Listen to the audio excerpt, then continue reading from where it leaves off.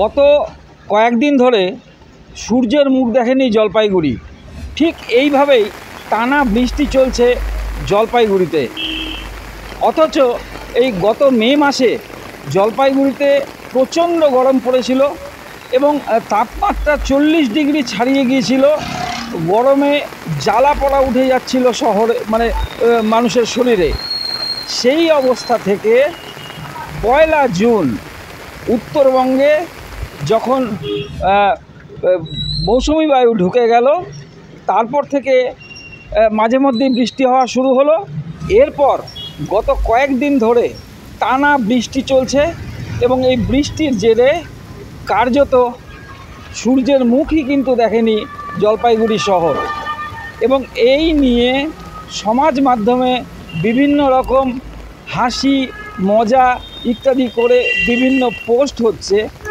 পাশাপাশি যেটা দেখা যাচ্ছে যে আবহাওয়া দপ্তরের পক্ষ থেকে আরও কয়েকদিন ধরে, আগামী আরও কয়েকদিন জলপাইগুড়ি সহ গোটা উত্তরবঙ্গের বিভিন্ন জেলাতে কোথাও হলুদ এবং কোথাও কমলা সতর্কতা জারি করেছে। সবটাই কিন্তু বৃষ্টি নিয়ে। যেটা সম্ভাবনা সেটা হচ্ছে ভারী থেকে অতি ভারী বৃষ্টিপাত হবে।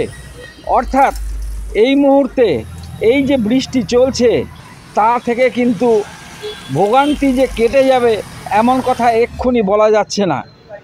সুতরাং ধরেই নিতে হবে যে আরও কিছুদিন কিন্তু এই দুর্ভোগ চলবেই। নীলেশ্বর সান্যাল, TV9 বাংলা, জলপাইগুড়ি।